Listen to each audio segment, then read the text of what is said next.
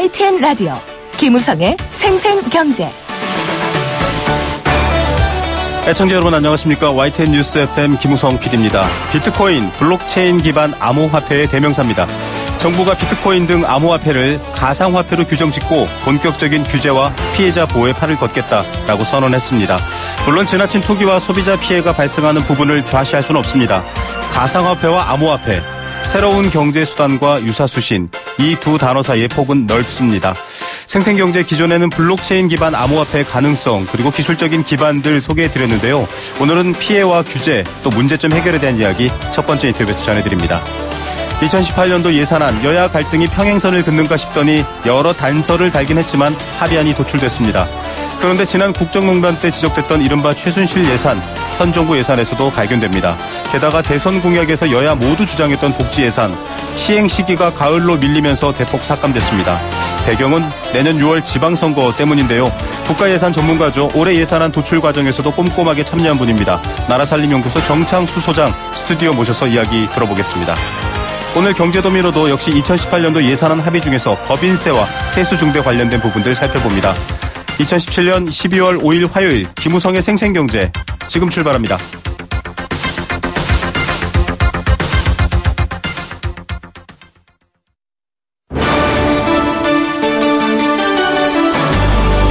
YTN 라디오 김우성의 생생경제.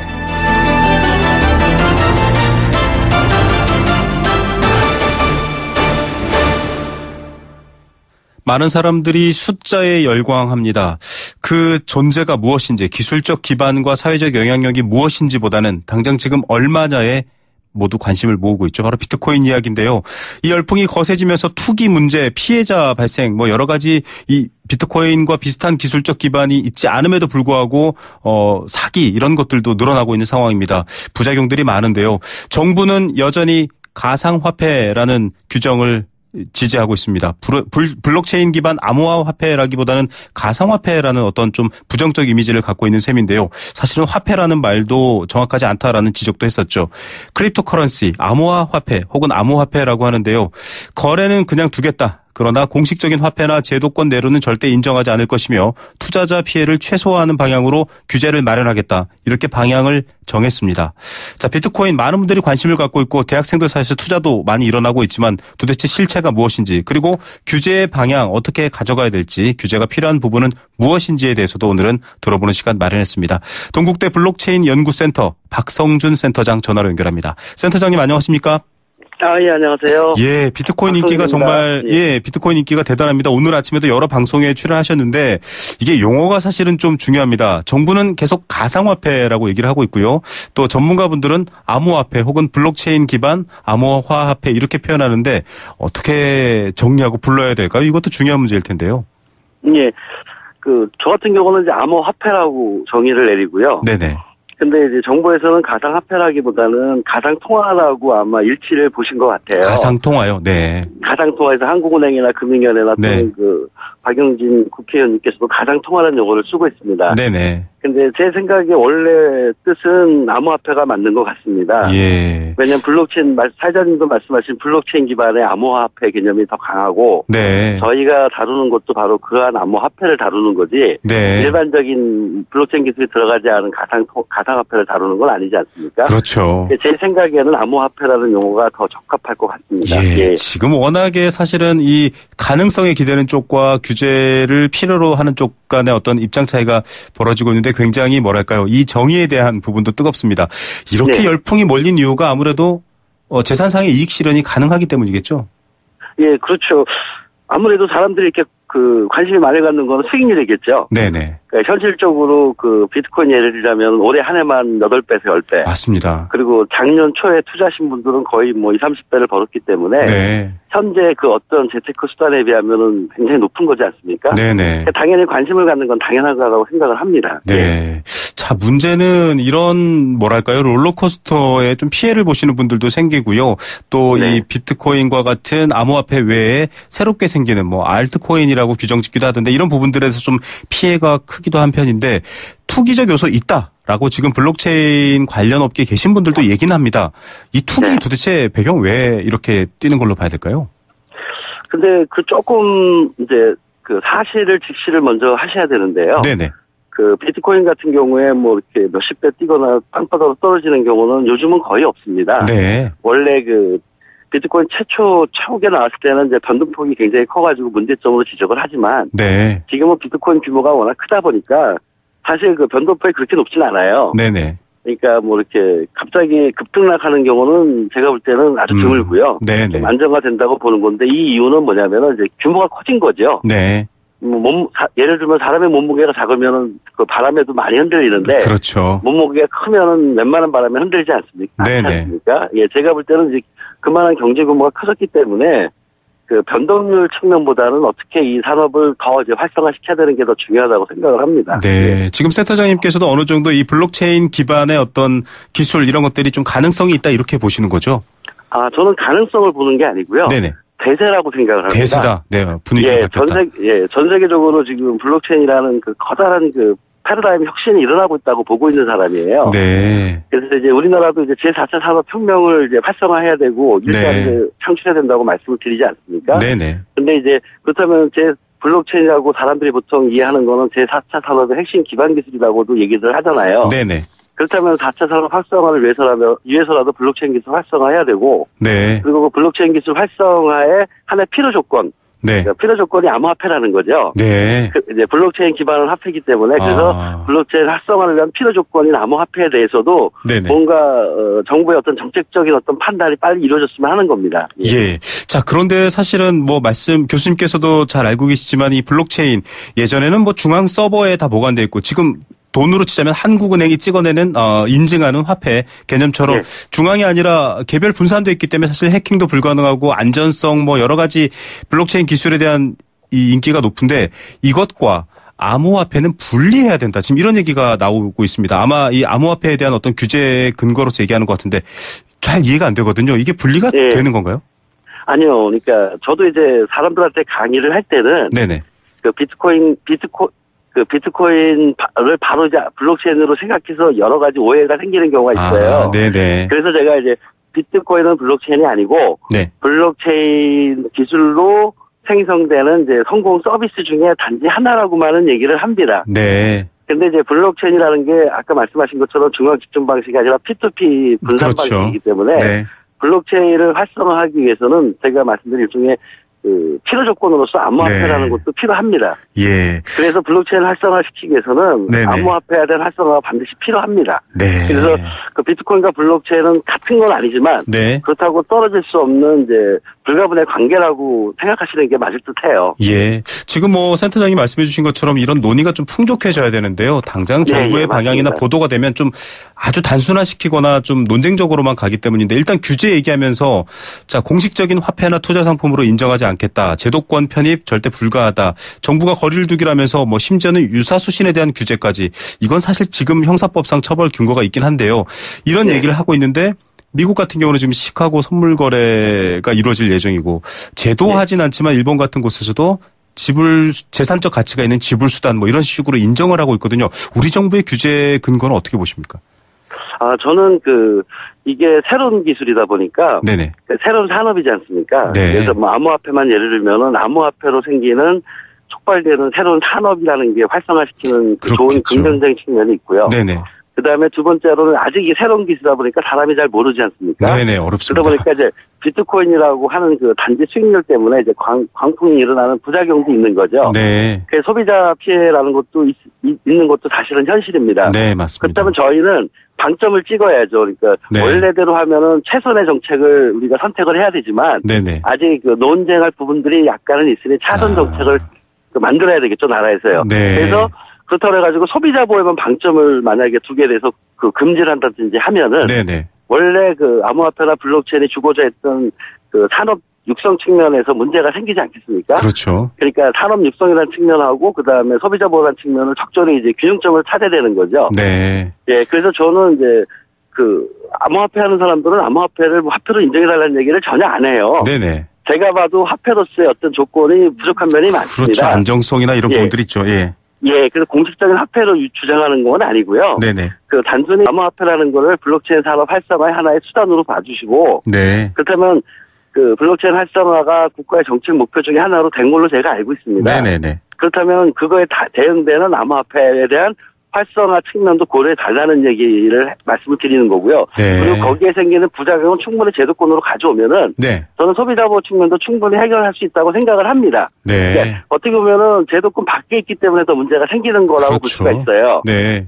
그래서 제도권으로 가져 들어와서 그 암호화폐 관련 산업도 육성하고 소비자 보호다는 두 마리 토끼를 충분히 잡을 수 있기 때문에 저는 정부에서 규제를 해야 된다고 생각하는 사람이에요. 네. 예, 그 규제를 그렇다고 소비자 보호 측면만을 강조해서는 안 된다는 거죠. 네.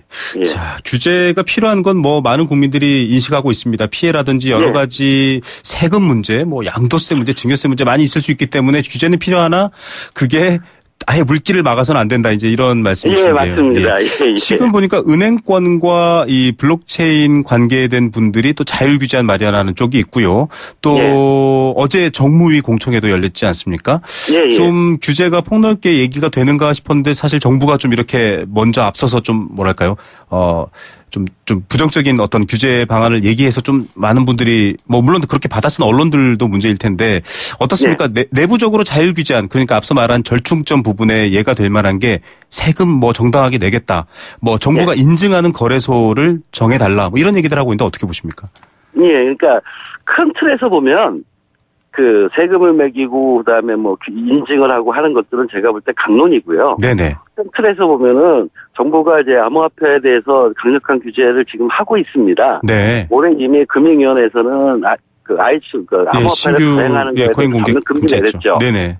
예. 그러다 보니까 이제 실질적으로 우리나라 그 벤처기업들이 암호화폐 발행을 해서 한국에서 안 하고 외국에 나가는 경우가 생기고요. 아, 네. 큰 틀의 정책에서는 네. 그 규제를 하는 거는 제가 필요한 것 같아요. 세계 각국 정부를 보면 아직 공통된 네. 어떤 법적 지위라든지 어떤 공통된 정책적 목표가 통일된 건 없는 것도 맞습니다. 네네. 근데 저희 나라는 이제 제4차 산업혁명 활성화시킨다는 어떤 나름대로의 퍼스트 무브 정책이 있지 않습니까? 그렇죠. 예, 외국의 사례도 중요하지만 네. 우리나라가 그 저는 새로운 기회라고 보는데 네. 새로운 기회가 주어졌을 때 그 기회를 살리는 거는 저희 나라의 능력이라는 거죠. 네. 그래서 가장 중요한 거는 이게 화폐냐 제한냐가 중요한 게 아니고 네. 암호화폐 활성화를 시키겠다는 네. 국가적인 의지가 필요한 겁니다. 예. 그리고 거기에 대응돼서 소비자 피해되는 것도 당연히 이제 해결해야 되는 거죠. 근데 네. 나라에서는 암호화폐에 대해서 인정을 안 하고 한다는 게 중요한 게 아니라 네. 암호화폐를 강력한 규제를 한다고 하면서 그리고 또 화폐나 제한으로 인정을 안 한다고 하면서 ICO는 금지했지 않습니까? 네. 한편에서는 강력한 규제가 들어가고 있는 상태죠. 그렇죠. 말은 뭐 강력한 규제를 이미 하고 있고요. 네. 그래서 강력한 규제를 하려면 규제 목적이 있어야 된다는 거죠. 네. 정부 정책에는 그런 정부 정책의 규제 목적을 저는 잘 이해를 못 하겠어요. 예. 그게 단순히 소비자 보호 때문인 건지 네. 그리고 그게 과연 소비자 보호를 위한 건지 네. 저는 그렇게 생각 안 한다는 거. 제일 중요한 건 예. 정부에서 빠르속히 암호화폐라든지 블록체인 산업 활성화에 대한 정책적 목표를 세우셔야 된다는 네, 거고요. 맞습니다. 거기에 따라서 강론을 만들면 되는 거죠. 네. 자, 이 블록체인이라는 새로운 기술이 열어내고 있는 다양한 변화, 정부가 어디에 가치를 두고 가치를 국민들과 함께 공유하고 어디로 갈지에 대한 게 없으니까 자꾸 이런저런 얘기들로 지금 많이 갈등이 붙고 있는 상황인데요. 좀 정리가 맞습니다. 잘 됐으면 좋겠습니다. 저희 센터장님 나중에 저희가 또 관련 얘기 한 번 더 여쭤보도록 하겠습니다. 오늘 말씀 감사드립니다. 아닙니다. 수고하십시오. 네, 동국대 블록체인 연구센터 박성준 센터장이었습니다. YTN 라디오 김우성의 생생경제. 네, 청취자 여러분들께 활짝 귀를 열어두고 있습니다. 공감사전 여러 가지 주제와도 함께 나누지만 방송 중에 여러분께서 드시는 생각들 문자로 보내주시면 저희가 소개해드리고요. 함께 나누겠습니다. 단문 50원, 장문 100원의 정보 용료 부과됩니다. 샵 0945번 문자 활짝 열어뒀습니다. 자, 앞서도 비트코인 워낙 뜨거운 문제인데요. 또 하나 뜨거운 문제가 있습니다. 이어지는 인터뷰에서 준비했는데요. 2018년도 새해 예산안입니다. 여야가 합의점 찾지 못하고 12월 2일 법정 시간 넘겼습니다. 그러나 이틀 지나서 12월 4일 어제 합의안을 도출했죠. 물론 여러 단서 조항이 담겨 있습니다. 회계연도 개시 90일 전까지 국회 제출하고 30일 전, 즉 12월 2일까지는 의결해야 되는데 아슬아슬하게 넘기긴 했지만 일단 통과가 됐습니다. 이런 가운데 여러 가지 여야의 입장 차이가 있는데요. 저희가 이어지는 두 번째 인터뷰에서 소개해드리도록 하겠습니다. 여러분들도 새해 예산안 여러 가지 기사 통해서 보셨을 텐데 의견 많이 보내주십시오. 감사합니다.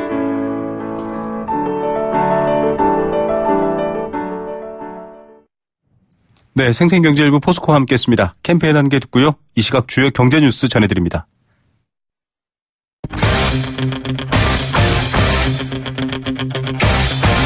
지금 가장 뜨거운 경제 소식. 경제 톱 뉴스. 네, 이 시각 주요 경제 뉴스입니다. 비즈니스워치 김춘동 기자 연결하겠습니다. 안녕하십니까? 네, 안녕하세요. 네, 올해 주식 정말 많이 올랐는데 배당금도 봤더니 사상 최대네요. 네, 한국거래소에 따르면 올해 들어서 지난달까지 코스피 상장 기업의 중간 배당금 규모가 약 4조 6천억 원으로 집계가 됐는데요.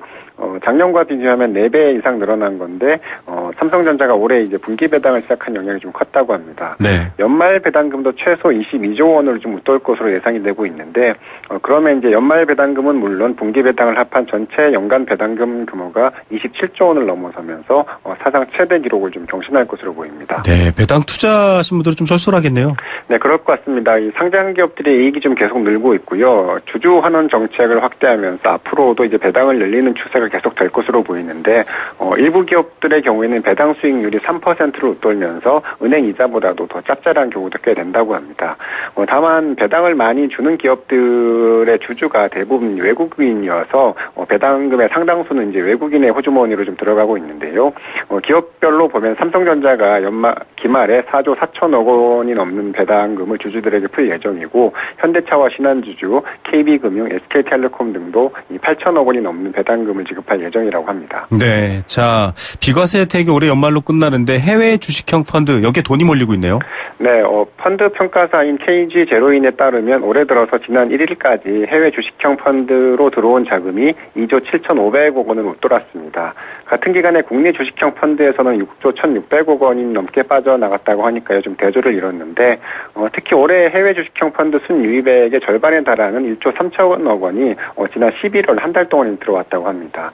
비과세 혜택이 끝나는 시한이 연말로 다가오면서 이 막판에 자금이 많이 몰리고 있는 것으로 좀 풀이가 되고 있습니다. 네, 투자처 찾는 분들 적은 금액이라도 한번 가입하는 게 유리할까요? 네, 해외 펀드 투자에 아예 관심이 없지 않다면 일단 가입을 해두는 게 좋습니다. 네. 비과세 혜택은 3천만 원 한도로까지 받을 수 있는데요. 일단 가지고 있는 돈으로 펀드 계좌만 만들어두면 나중에 추가로 돈을 넣어도 3천만 원까지 혜택을 받을 수가 있습니다. 증권사들이 비과세 혜택을 받을 수 있는 해외 주식형 펀드 신상품을 잇따라 내놓으면서 판촉 이벤트도 좀 많이 하고 있는데, 네. 올해 글로벌 증시가 다 좋다 보니까 수익률도 꽤 좋습니다. 유형별로 보면 이 아시아 신흥국 주식 펀드가 연초 이후 평균 수익률이 35%를 웃돌면서 성과가 가장 좋았고요. 중국 주식이 33%, 베트남 주식이 29%로 좀 양호한 수익을 내고 있다고 합니다. 네, 자, 앞서 저희가 첫 번째 인터뷰에서도 다뤘지만 이 비트코인 선물 상품 미국에서 출시된다고 했는데 어떻습니까? 네, 우리 정부는 어제 비트코인을 비롯한 가상화폐를 투기 온상으로 보고 강력한 규제에 나서겠다 이렇게 밝혔는데, 네. 미국에서는 분위기가 좀 사뭇 다릅니다. 세계 최대 상품 거래소인 시카고 상품 거래소가 오늘 18일부터 비트코인 선물 거래를 시작하겠다고 좀 공식적으로 발표를 했는데요. 예, 그러자 이제 경쟁사인 시카고 옵션 거래소가 이보다 일주일 빠른 오늘 11일부터 비트코인 선물 거래를 시작하겠다고 밝혔습니다.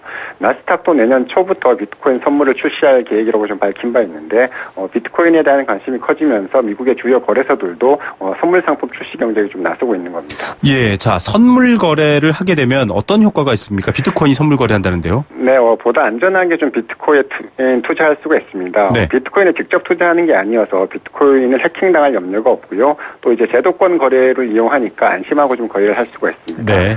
선물 상품의 특성상 해지 거래를 비롯해서 다양한 상품 거래도 좀 가능해지면서 비트코인의 가격 급등락을 좀 완화해주는 효과도 있을 것으로 좀 기대가 되고 있습니다.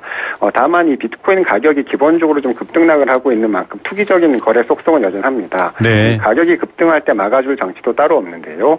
믿을 수 있는 거래소에서 보다 안전한 방식으로 투자할 수 있는 정도다 이렇게 좀 보시면 될 것 같습니다. 예, 자, 이게 워낙 인기가 많으니까 선물 거래 이제 미래의 가치를 사고 파는 그 시장까지 열렸습니다. 수명 얘기 좀 해보겠습니다. 60세 한국인의 남은 수명 봤는데 꽤 늘었다고 하는데 어느 정도입니까? 네, 통계청이 발표한 2016년 생명포를 보니까 작년 기준으로 60세인 남성은 앞으로 22.5년, 60세 여성은 27.2년을 더 살 것으로 예상이 됐습니다. 네. 10년 전인 2006년 당시 60세와 비교하면 남녀 모두 기대 수명이 2.9년 정도 정도 늘어난 건데 네. 특정 연령의 사람이 앞으로 살 수 있는 것으로 기대되는 연수가 좀 기대 수명이라고 합니다. 네. 40세의 기대 수명은 남성이 40.4년, 여성이 46.2년으로 10년 전보다 3.6년과 3.1년이 길어졌는데 네. 2016년에 이 연령별 사망 확률을 좀 따라서 보면 지난해 출생아의 기대 수명은 82.4세, 이 가운데 남자는 79.3년, 여자는 85.4년으로 나타났습니다. 네, 남녀 간 격차도 예전엔 좀 넓었는데 줄어드네요. 네, 기대 수명의 남녀 격차를 좀 보니까 1985년에 8.6년으로 정점을 찍은 후에 계속 줄어들고 있습니다. 일반적으로 여성이 더 오래 살긴 하는데 그 차이가 좀 줄고 있다는 건데요. 지난해 출생아가 40세까지 생존할 확률을 보니까 남자가 98.1%, 여자는 98.8%, 또 65세까지 생존할 확률은 남자는 87.2%, 여자는 94.5%였습니다. 80세는 남자가 57.9%, 여자는 78.4%였는데요.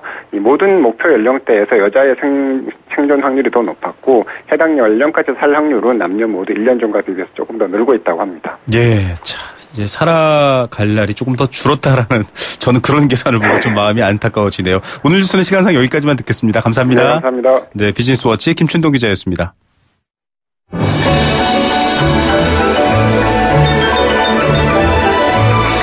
오늘의 경제를 들여다보는 시원한 창. YTN 라디오 김우성의 생생경제 생생 인터뷰. 네, 두 번째 생생 인터뷰입니다. 김동연 경제부총리의 컴퓨터 비밀번호가 1202였다고 합니다. 12월 2일 예산안 처리 기한이었는데요. 그만큼 이 통과를 고대했다는 겁니다. 이틀 늦게긴 하지만 여야가 합의를 했습니다. 2018년 예산안 본격적인 문재인 정부의 행보를 시작하는 그런 의미가 있는데 관심이 집중되고 있습니다. 합의에 이르렀지만 일자리, 복지, 법인세 등 여러 쟁점에서 여야는 계속 다투고 있습니다. 그 이유와 배경 무엇일까요? 또 다투는 지점에서 어떤 부분에 차이가 나는 건지도 생각해 봐야 될 문제인 것 같습니다. 예산이 가진 의미와 또 그 전망에 대해서 전문가 스튜디오에 모셔서 이야기 나누는 시간 마련했습니다. 나라살림연구소 정창수 소장입니다. 소장님 안녕하십니까? 네, 안녕하십니까? 지난 겨울에 국정농단 건으로 스튜디오 한번 모시고 그다음에 이렇게 스튜디오 오신 건 1년 만이신 것 같아요. 예, 그렇습니다. 예. 자, 9월에도 한번 주간지에 이 예산안 관련된 글을 쓰셨어요. 예산 굉장히 중요한 의미를 갖고 있다라고 한번 표현해 주셨는데 2018년 예산안 어떤 의미에서 이렇게 뜨겁고 또 의미가 있을까요? 뭐 일단은 항상 그렇듯 처음이 중요하잖아요. 네. 문재인 정부의 첫 번째 예산안이라는 게 중요하고요. 이제 그런데 또 사람들이 기대가 큰데 기대만큼 예산이 잘 짜여졌을까 하는 걸로 본다면 약간 그 절반이라고 네. 할 수 있습니다. 네.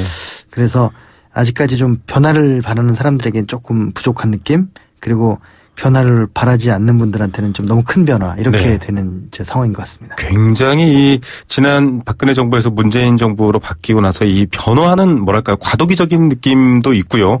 논란이 그래서 큰데 좀 정부 원안 최초안의 성격을 먼저 이해해야 이 갑론을박을 파악할 수 있을 것 같습니다. 일단 큰 정부를 지향했습니다. 재정 많이 쓰겠다. 또 방향도 좀 전환해서 복지라든지 일자리 소득에 관심을 두겠다 이런 내용인데 특징을 좀 정리해 주시죠. 그러니까 복지 확대, 재정 건전성 이 두 마리 토끼를 잡으려고 하는 게 가장 큰 특징입니다. 네. 뭐 어떻게 들으면 그럴 수가 있을까 하실 모순적일 텐데. 수도 있죠. 네. 근데 복지 확대가 그만큼 양적으로 많지는 않다는 거죠. 네. 시작의 의미를 지니는 게 뭐 아동수당이나 기초연금 제도라든가 네네. 뭐 이런 것들이 주로 주된 그런 거여서 시작의 의미가 있고요. 하지만 사이즈는 사실 크진 않습니다. 복지가 늘어난 것 중에 제일 큰 게 뭐냐면 그 주택 관련한 금융 네. 하고 그다음에 기초연금 이 두 가지 합쳐가지고 그 16조나 되기 때문에 네. 그거 빼면 사실은 그 전에 복지 늘어나는 자연증가분하고 별 차이가 없습니다. 네. 그런데 이제 또 뭐가 있냐면 재정 건전성을 동시에 추구했다는 거죠. 그래서 네네. 그 수입이 428조로 늘어나긴 한 건데 네. 499조인데 늘어나긴 했지만 수입이 그만큼 늘어가지고 네네. 저희 적자 폭이 좀 줄어들고요. 빚내서 늘린 예산은 아니다 이런 네, 말씀이신 그렇죠. 거죠. 빚도 좀 줄죠. 비율이. 네. 그래서 근데 뭐 이번 정부에 있어서 이렇게 예산이 여유로울 수 있다라는 것도 좀 지난 정부에서 뭐 굉장히 이 서민 증세 논란이 많았지 않습니까? 네. 그런 뭐 담배값이라든가 그런 효과를 좀 본 건가요? 예, 역설적으로 이제 그 서민 증세 효과가 분명히 있고요. 네네. 그래서 세율 공제에서 세액 공제로 바꾼 게 그렇죠. 있고 그게 또 하나 또 역설적인 건 뭐냐면 그만큼 우리나라 양화가 심하다는 겁니다. 아. 그러니까 고소득자들이 좀 더 많이 내는 구조로 바꿨거든요. 네네. 그것 때문에 그 늘어난 것보다 더 많이 늘어난 이유가 그 부의 집중이 커지니까 네. 그러니까 고소득자가 세율이 안 올랐어도 네네. 더 많이 낼 수밖에 없는 상황인데 네. 더군다나 약간 더 올렸기 때문에 더 많이 늘어난 거죠. 그래서 네. 지금 세수 초과가 8월 달 기준으로 벌써 19조예요. 네. 근데 아마 지금 예정처에서 최대로 측정한 건 29조도 될 수 있다 뭐 이런 주장인데 이게 내년에도 반복된다는 겁니다. 예. 그리고 내년 예산 편성할 때 이 세수 초과 부분을 굉장히 작게 잡았어요. 그렇기 때문에 내년에 굉장히 좋은 조건인 거죠. 사실 문재인 정부가. 자, 여기에 뭐 SOC 감소라든가 국민 참여라든가 여러 제도들이 있고 이제 뭐 여러 가지 얘기들이 있습니다.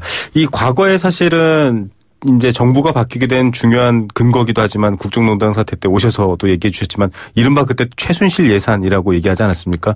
이번 정부에서는 그 예산들은 다 정리된 건가요? 어떻게 봐야 될까요? 정확하게 말씀드리면 거의 정리되지 않았습니다. 살아있군요. 그럼요. 예. 그러니까 일부 사이즈가 줄어들었었던 사업들이 있긴 하지만 네네. 대부분 살아있고요. 그러니까 최순실의 손길이 아직 남아있느냐는 둘째 치고서라도 네. 사업은 분명히 살아있고요. 네. 왜냐하면 이제 그 부처들은 그 사업을 또 지키죠. 네. 그래서 이제 그 문제들이 지금 여전히 저희 좀 큰 질곡으로 남아있다 이렇게 말할 수가 있고 또 이제 그런 면에서 보면 이번 야당이 이제 예산을 깎고 막 했던 것들 대부분이 네네. 그거에 대해서는 거의 깎지 않고 네. 문재인 정권이 새롭게 집어넣으려고 하는 사업들을 중심으로 뭐 복지나 이런 것들 위주로. 네. 그래서 삭감 항목 중에 41%가 네네. 이제 문재인 정권의 새로운 사업들이죠. 예.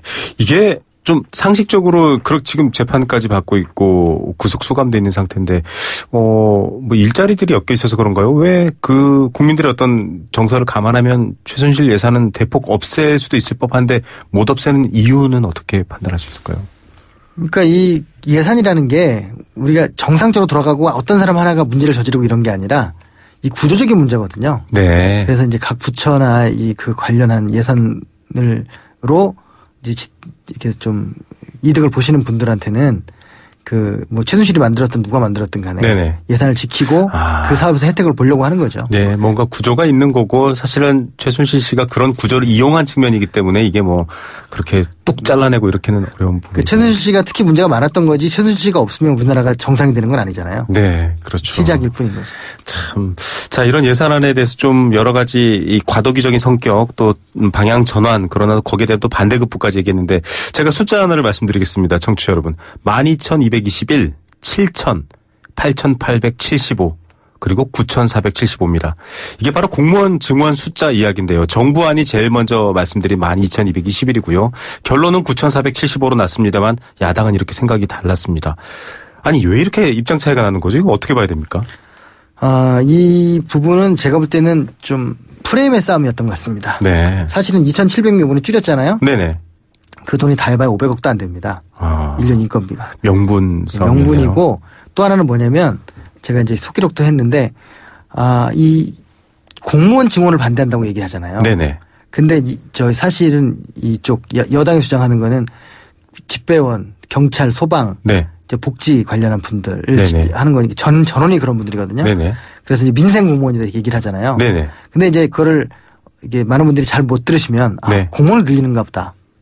이제 그런 어떤 인상을 주기 위해서 네. 한 거고 사실은 예산 액수 전체에 비하면 네. 이 공무원 충원 예산은 아주 미미한 10,000분의 1밖에 안 되는 네네. 그런 예산이라고 할 수 있습니다. 굉장히 작은 부분이고 앞서 말씀드렸지만 예전에 소개했습니다. 뭐 근로감독관을 비롯해서 또 여러 가지 경찰, 소방 이런 쪽인데 이거를 사실 그냥 일반적으로 공무원 증원 이런 프레임으로 좀 몰고 간 경향이 있다. 이렇게 봐야 되군요. 결과적으로 지금 9,475 뭐 아까 말씀하셨던 좀 미미한 금액을 깎는 수준에서 끝났고 명분 싸움이 되었는데 이 결과입니까? 정부가 요구하는 바에 그래도 근접했다고 봐야 될까요? 뭐 이제 일단 국민의당도 참여를 살려주고 네, 그렇게 됐는데 일단은 뭐 저 정부로서는 크게 미치는 장사는 아니었다고 이제 보여집니다. 네. 다만 계속 이제 이 정부의 정책이 비판적인 분들한테는 네. 계속 인상이 남겠지만 네. 이제 좀 그래도 국민들 다수가 좀 그 정도는 이해하고 있는 거 아닌가 싶은 생각이 들고요. 예. 핵심은 오히려 제일 많이 깎인 거는 아동수당이에요. 네네. 이거 얘기를 지금 해봐야 되는데 수당도 문제겠지만 지금 이게 기한이 뭐 내년 가을쯤이에요. 네, 국민들이 뭐 이렇게 뭐냐 이렇게 하는데 이게 여야 회의 때 보면은 민주당은 7월, 한국당은 10월, 국민의당은 9월. 근데 9월로 결정. 이게 무슨 예능 프로에서 상금통하는 것 같은 느낌입니다. 국민들은 좀 이해하기 어려울 것 같은데 뭐 어떤 이야기가 숨어 있는 건가요? 이게 이제 첫 번째는 아까 기간을 줄이고 10% 줄이고 하면서 네네. 액수가 반으로 줄었어요. 그러니까 국민이 받는 혜택이 그만큼 반으로 줄었다는 거죠. 그렇죠. 내년인데 뭐 9월, 10월에 네. 집행되면 확 줄어버리는 거죠. 1조 1,000억이 5,100억으로 줄었기 때문에 네. 절반 반토막이 났고요. 네네. 또 오히려 기초연금은 그렇게 많이 못 건드렸어요. 기초연금은 네. 1조, 그러니까 8조에서 7조로 1조만 줄어들었거든요. 네네. 그러니까 아마 이거는 특히 야당 쪽에서 자신들의 네. 정책 기반에 대해서는 안 건드리고 네네. 좀 이제 여당 기반이라고 생각되는 젊은 층에 대해서 젊은 층에 대해서 이제 그렇게 한 거라고 보여지고요. 네네. 또 하나는 뭐냐면 이 10%를 자르는데 네. 그 아이를 가진 사람은 10% 줄이는 게 아니에요. 네. 소득 기준 10%예요. 그러니까요. 금수저에게는 줄 수 없다. 뭐 이런 논리를. 네, 그런 건데 생각해 보면 이 우리나라 소득 중에 고소득자 중에 좀 이 근로소득자들은 좀 다 투명한데 네네. 그렇지 않은 분들은 투명하지 않잖아요. 네. 그러다 보면 10%를 자를 경우에 네. 근로소득자에 계신 분들이 많이 자릴 가능성이 높고 오히려 네. 그러다 네. 보면 실제로는 10% 넘을 수도 있습니다. 아, 참. 그리고 결과적으로는 이게 보편적 복지라는 원칙 같은 것들이 훼손돼 버린 거지 않습니까? 네. 이게 뭐 어떤 소득에 따라 누진적으로 적용되는 게 아니라 이거는 대한민국에서 태어난 아이들에게는 국가가 혜택을 준다라는 의미인데 네. 이걸 또 이렇게 자르면은 그리고 특히 이 제도는 거의 전 세계가 하고 있는 제도라. 네네 맞습니다. 뭐 다른 것처럼 뭐 우리나라만 하느냐 뭐 그렇게 얘기하기도 좀 그런 제도입니다. 자, 뭐 독일 같은 데는 뭐 이 아동 수당만으로 한 가족이 생계를 이어가는 경우도 과거에는 있었는데요. 이런 부분을 보면 참 납득하기 어려운 부분도 있을 것 같은데 시기를 이렇게 뒤로 미룬 이유는 결국 선거 때문인가요? 선거 때문이죠. 그래서 제가 이제 오늘 아침에도 어디 나가서 그런 말을 했는데 네네. 선심성 퍼주기 예산이 아니라. 네. 악심성 퍼내기 예산이다. 아, 정반대로 말을 바꿨네요. 네. 선심성 퍼주기가 아니라 악심성 퍼내기다. 아니, 그런데 선거 때문에 정치적 쟁점인 건 이해가 되지만 이것 때문에 국가 예산안을 이렇게 조정한 사례가 있나요? 참고할 만한. 그전에는 반대였죠. 네. 그러니까 오히려 여당이 뭐 제안을 하면 네네. 야당이 더 주자. 그래가지고 더 늘리는 경우가 선거 때 뭔가 홍보용으로. 그러면 둘 다 잘한 걸로 이제 되는데 네네. 지금은 이제 아예 안 주는 것으로 이제 해버린 거기 때문에 네. 굉장히 좀 전례를 찾아보기 힘든 이제 그런 네. 상황입니다. 자, 뭐 정부안은 뭐 4월, 7월 더 빨랐습니다. 그런데 이제 협의안에서 결국 9월로 결정이 됐는데 지방선거의 유권자분들이 국민들이신데요. 선거 때문에 이렇게 뒤로 밀어서 집행한다. 예산이 줄었다. 어떻게 생각하실지 모르겠습니다. 될 것 같습니다. 네. 자, 공약을 이행하는 과정에서의 예산안입니다. 이게 대통령 선거 때도 이 이슈가 됐던 부분들이고 많이들 이렇게 얘기하신 것 같았거든요. 그런데 정작 지금 야당들은 반대합니다. 이분들은 공약도 혹시 다른 얘기 내걸었나요? 공약 거의 비슷했죠. 그러니까요. 약간의 차이만 있었죠. 네. 그런데 좀 그런 면에서 보면 조금 야당들의 논리가 좀 약하게 되는 측면이 있습니다. 그러니까요. 네. 최소한 야당 그래서 이제 그 여당에서 하는 얘기가 좀 완화시킨 정책들이 좀 있거든요. 네네. 야당이 하자는 대로 한 거 아니냐. 근데 참. 야당 쪽에서는 지금 좀 너무 선거만 의식해가지고 네네. 그런 것 같습니다. 예, 자, 이 선거보다 어떻게 정치하느냐, 정책을 펼치느냐가 국민들이 더 관심사일 것 같습니다. 자, 이런 상황에서 조금 일단은 뭐 야당의 입장도 이 재정 건전성이나 공무원 증원에 대한 우려 이런 것들 지금 말 그대로만 받아들여도 사실은 조금 말이 안 맞는 부분들도 있는데. 다른 삭감된 예산을 봤더니 좀 특이한 것들이 많다고 하더라고요. 어떤 것들이 있습니까? 뭐 예를 들어 정보들, 디지털 정보들, 개인정보 침해나 뭐 침해 이런 것도 조사하는 예산을 책정을 처음으로 했어요. 네네. 정부 차원에서 그 대책을 세우겠다. 요즘 뭐 리벤지 이렇게 얘기해서 굉장히 심각해지고 있지 않습니까? 근데 그거를 이제 예산을 반을 줄여가지고 네. 좀 그것도 좀 납득이 좀 안 되고요. 네. 또 하나는 그 버스나 이런 곳에 와이파이를 설치하는 정책이 있어요. 통신비 경감 효과도 있는데. 왜냐하면 이게 좀 그 완전 프리하게 정보를 받는 분들은 상관이 없는데 상당수 부분이 좀 저소득이나 젊은이들은 그렇죠. 네네. 속기록에 나온 거 보면 네. 이건 젊은이들이 등이 이런 걸 활용할 수 있습니다. 네. 이렇게 이익을 볼 수 있습니다. 그랬더니 이제 모 야당 의원이 그러면 안 되죠. 아니 애들이 핸드폰 갖고 놀면 애들 정서를 망치는 것처럼 네. 이렇게 핸드폰 막 쓰게 하면 안 된다. 뭐 그런 논리를 젊은이가 갑자기 아기가 돼가지고 네네. 그렇게 해서 반대를 해서 네. 예산이 깎였습니다. 지금 소장님 말씀하신 건 속기록에 있는 바탕입니다. 네. 그죠? 소장님의 해석이 아니라 자 젊은층뿐만 아니라 뭐 나이에 무관하게 이 버스나 이런 공공장소의 와이파이는 혜택 보실 수 있습니다. 근데 그래서 야당이 삭감을 했다. 지금 이 두 가지만 들어봐도 조금 굉장히 좀 특이한 것들이 많습니다. 사실 최근에 내로 남불, 내가 하면 로맨스, 남이 하면 불륜 이런 말도 회자가 될 만큼인데 같이 똑같이 주장하고 심지어는 공약으로 내걸었음에도 불구하고 예산 안 두고 항상 이렇게 정치 게임이 벌어지거든요. 국민들은 좀 당황스러우실 것 같은데 어떤 원칙들, 어떤 것들 좀 방향을 확실히 잡아야 될까요? 우리가 이제 아는 만큼 느끼고 생각하거든요. 네네. 그래서 우리가 지금 이런 것들도 사실 보면 우리가 언론을 대할 때도 유심히 보시고 생각해 보시면 되는데 네. 그렇지 않고 그냥 우리가 딱 어떤 한두 마디 제목만 보고 네. 하시기 때문에 이분들이 약간 좀 문제 있는 발언을 하는 분들이 네. 극단적인 몇 가지 단어로 이제 승부를 하시는 것 같아요. 네. 그래서 조금 더 자세하게 보시고 신문이나 아니면 이 방송이나 이런 것들을 좀 들으시고 관심을 가져주시면 네. 아마 좀 더 그게 좀 덜하지 않을까 싶어요. 그리고 궁극적으로는 선거 때 네. 그거에 대한 확실한 표를 내야 되는 생각입니다. 네.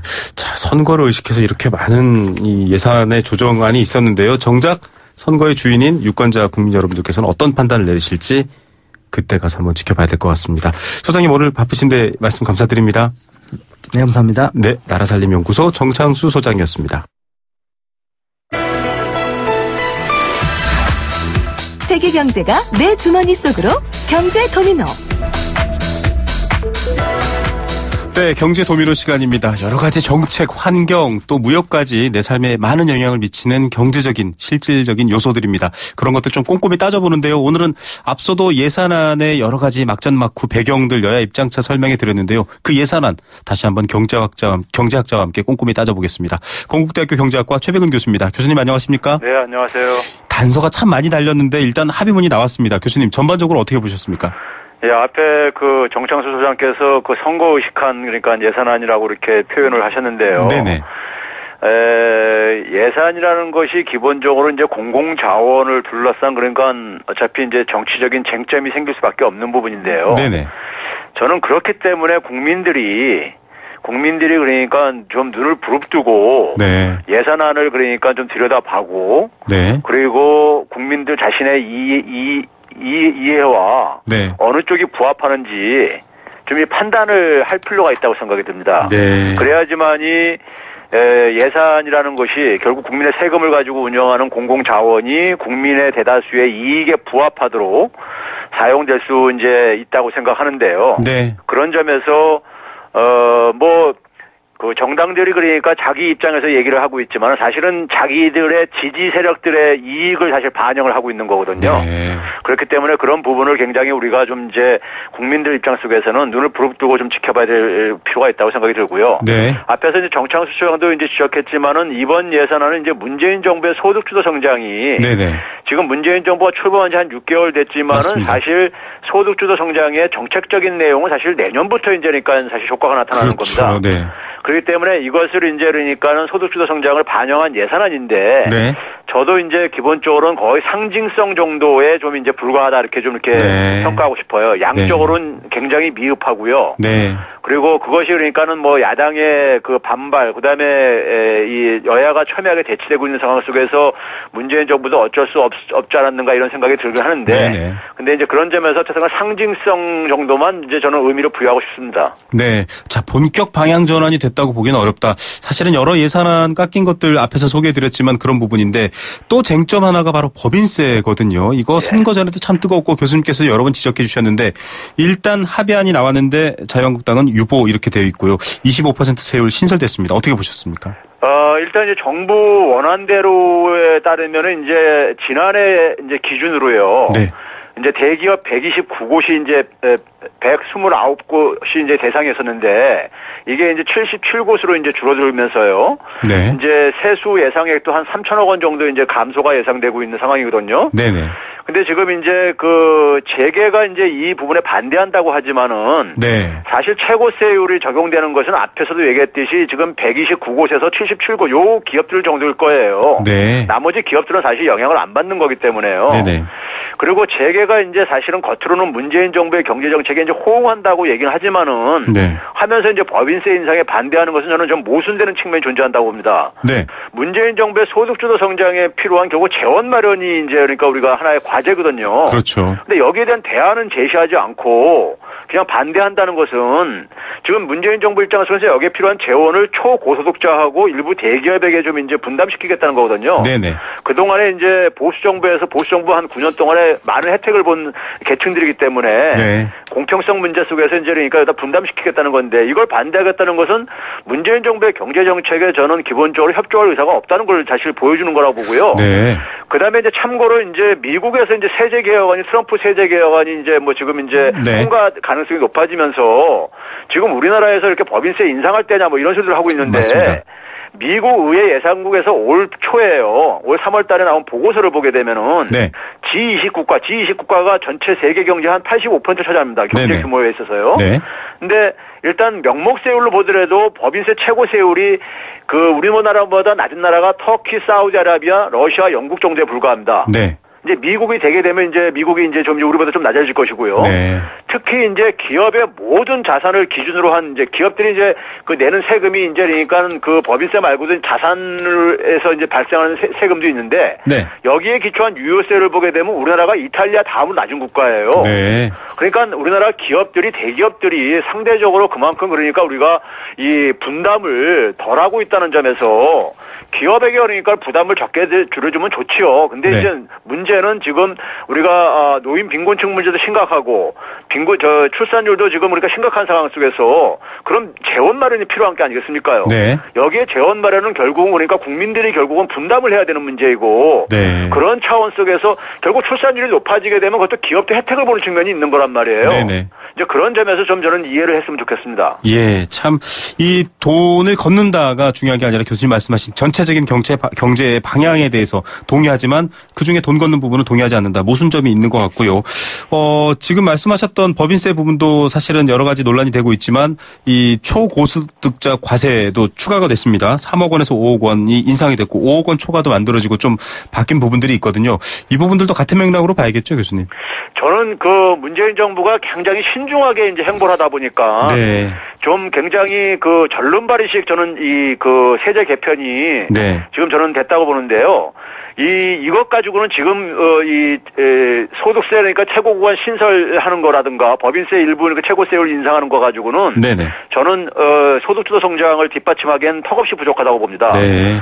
그리고 우리 사회가 지금 이제 저성장 기조 들어가는 거라든가 그다음에 이제 우리 사회 많은 사회 안전망 구축이라든가 이런 걸 고려해 보게 될 때는 저는 그 기본적으로 이 소득세 구간을 네. 지금보다 훨씬 확대해야 된다고 봅니다. 네. 그러니까 지금 그러니까 5억, 10억이 아니라 50억 받고 100억 버는 사람들도 있고 그러잖아요. 그렇죠. 그런 사람들에 대해서 그러니까는 차별화시켜야 된다고 생각하고 세율도 인상해야 된다고 하고요. 네. 그게 얼마나 거치냐가 문제가 아니라 네. 그 형평성 차원 속에서 저는 그렇다는 얘기고요. 그다음에 모든 소득을 저는 통합해서 과세해야 된다고 생각합니다. 네, 통합과세 얘기죠. 예, 통합과세해야 되고 그다음에 상속세 공제제도도 사실은 좀 폐지해야 되고요. 네. 이런 것들을 통해서 형평성을 높인 다음에 면세자 비율을 축소시켜야 됩니다. 네. 그다음에 이제 법인세율을 낮추고 싶으면은 사실 그러니까 보유세 같은 경우를 네. 이 부동산 보유세 그리고 우리나라 보게 되면 재벌 대기업들이 대부분 부동산을 많이 가지고 있거든요. 네네. 그러면 자산 보유세를 그러니까 더 낼 그러니까 생각은 좀 해야 되는 거예요. 네네. 법인세를 인상하기 싫으면요. 네. 그러니까 둘 다 안 내겠다 하면은 이건 제가 볼 때는 사회 우리가 전체 그러니까 공동체를 그러니까 우리가 유지하는 것이 지속 불가능하다고 저는 생각합니다. 예, 아주 날카로운 지적이시면서 또 따끔하게 생각해봐야 될 부분인 것 같습니다. 여러 가지 재원이나 어떤 사회적인 분배 측면에서 지금 법인세나 바뀐 세율 결국 아까 절름발이라는 표현을 쓰셨는데 좀 부족한 부분이 있다 이렇게 결론을 낼 수 있을까요? 짧게 한마디 부탁드리겠습니다. 예, 맞습니다. 결국 이 문제는 문재인 정부가 아마 올해 이제 그러니까 이 지방선거라든가 네네. 그다음에 이제 그 가능한 어쨌든 간에 국민들의 반발을 최소화시키면서 국정을 운영하려다 보니까 너무 신중하게 가는데 네. 저는 이 문재인 정부가 그러니까 추진하려고 하는 목표를 구체적으로 그러니까 국민에게 저는 이해를 시키고요. 네. 그걸 하기 위해서 필요로 한 재원이 우리가 어느 정도 규모이고 네. 그러한 어떤 정책을 집행했을 때 국민들 누구에게 구체적으로 어떠한 혜택이 돌아간다는 것을 네. 전 제대로 설명을 하게 되면은 네. 국민들이 그러니까 정부가 추진하는 정부가 좀 적극적으로 세제 개편을 하더라도 네. 저는 지지할 거라고 생각합니다. 예, 지금 이야기되는 모든 돈과 예산은 남의 돈이 아니고요. 국민들 돈, 국민들 생활에 대한 이야기입니다. 오늘 말씀 감사드립니다. 네, 감사합니다. 건국대학교 경제학과 최백은 교수였습니다. 네, 생생경제 포스코와 함께했습니다. 오늘은 2263님 사연을 저희가 마지막으로 소개해드리면서 마무리해야 될 것 같습니다. 저는 기초생활수급자입니다. 자장면 하나 사 먹기 어려운데요. 외상으로도 사 먹습니다. 그런데 정부가 돈을 허투루 써서 낭비했다라는 소식을 볼 때마다 가슴이 아픕니다. 예산, 정부 돈 관련해서 이 이야기 가슴에 담아봐야 할 것 같습니다. 2264님 저희가 원마운트 티켓 선물로 보내드리겠습니다. 내일 오후 3시 10분에 찾아옵니다. 김우성의 생생경제였습니다.